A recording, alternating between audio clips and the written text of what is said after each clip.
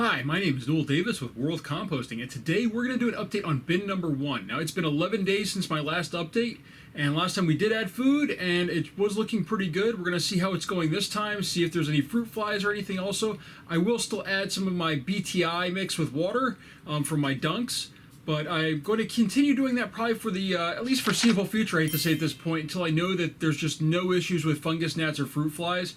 I just don't want anything being reintroduced to my systems, and I don't want to have any other problems. So let's take a look and see how it's doing, and probably add some more food and, get it going but even more. It's already doing pretty well, but hopefully this will get it going even more as we continue to add food on a more regular basis than the 2 to 3 weeks I was doing before. So let's go and take a look. All right, here we are with our update here. And our bin, as last update was 319, and now it's 330, so 11 days.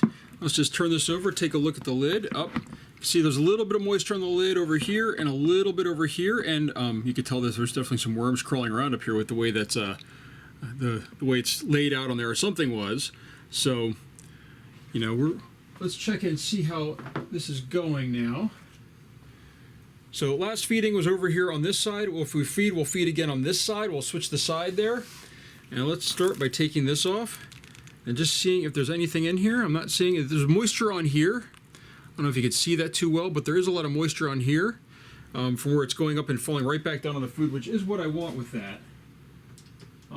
So that's exactly what I'm looking for.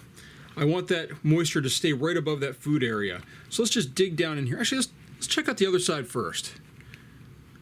So the other side has a good amount of material on it, but I'm not seeing any worms at all. And this is not surprising. Oh, there we go. I found one worm, maybe two. Because all the food being on the other side, why would the worms be over here? And you can see this material is starting to really break down well. The cardboard is starting to go with it, and that's a good sign. I'm not seeing any cocoons, but that's not surprising since we're not in a food area.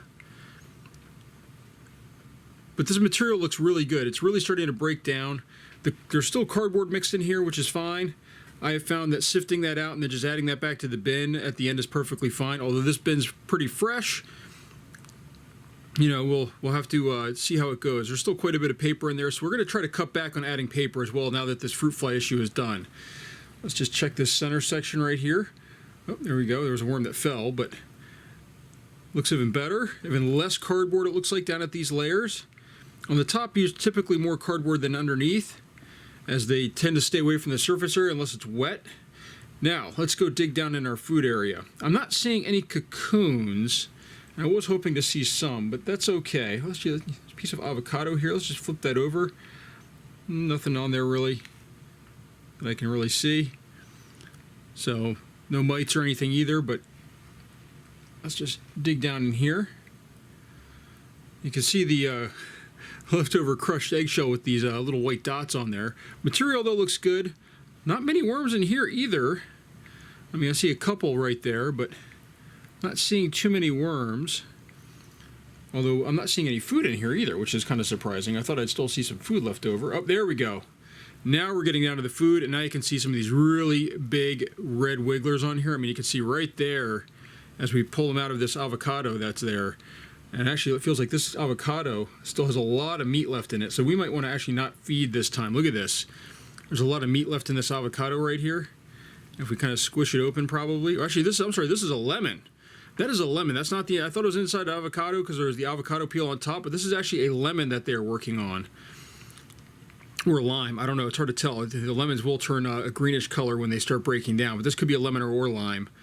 But you could tell that they're really starting to work at this. Let me flip this over here so you can really see. I mean, look at that.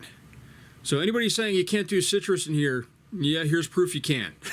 So I've shown this before, but I do believe in throwing in citrus and everything you can into these bins, and they're really starting to work on this inside section. They haven't quite covered the outside yet, but they're working on it, and that's actually a good sign. I'm going to put that off to the side for right now. Let's just dig down over here a little bit more. Not much food left other than that, it looks like. I mean, that doesn't surprise me. The lemons and stuff and limes, they can take a while to break down.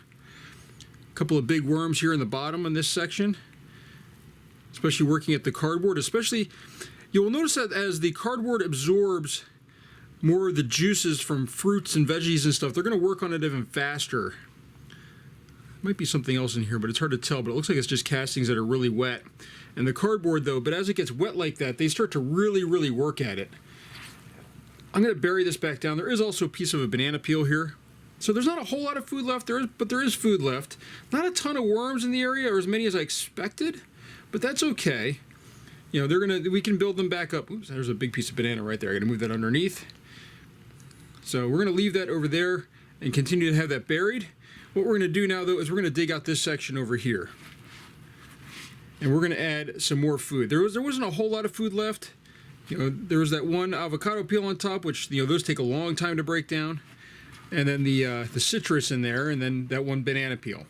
So everything else looks like it was gone. It's time to add more food. We're going to add it to the other side though, and get this moving. So for food this time, again, all my food is frozen. So let me bring this over actually, just so I don't spill all over my floor here.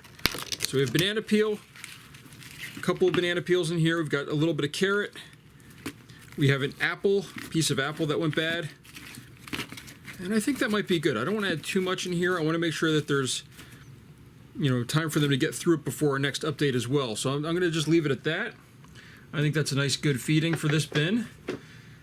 And now we're going to add our crushed egg and crab shell. I do this almost every time I add. I just like to know that there's a good amount of grit for them, that they're not going to run out or it's not in the section where they need it. So we're going to put that grit on there. We're going to close that up, and we're going to cover this up really well. So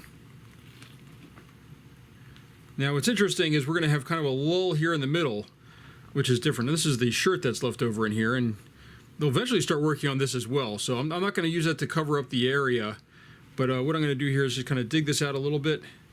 Maybe put this just in the center here like that as a blocker, but but we want to have some, you don't want to clear out the center. Let me tell you one thing here. So we have food over here, we have a large feeding over here. You don't want to clear out the center completely, because if you do that, how are the worms going to get back and forth? They're not going to move along this center section. So you want to make sure you leave it open where they can get back and forth. You can have the high sides, but you need to make sure you have some material in the center. Let's just dig this out a little bit here. It feels kind of like it's kind of compacting in here a little bit as it gets going. We were getting ready to harvest this before, so I think I'm going to stop adding paper, and we're going to get ready to harvest this again now that we're getting taking care of this fruit fly issue. I'm not going to add more paper. I'm not going to cover anything up anymore. We're just going to cover it with its own bedding material. And I will continue to add, as I said, my BTI mix here. This is just my dunks with some BTI. And if you're looking to purchase any of these things, you know, I do link down below with Amazon links for convenience.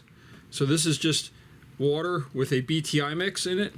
And this is really oversaturating these bins a little bit, but that's okay. Wet bins are okay.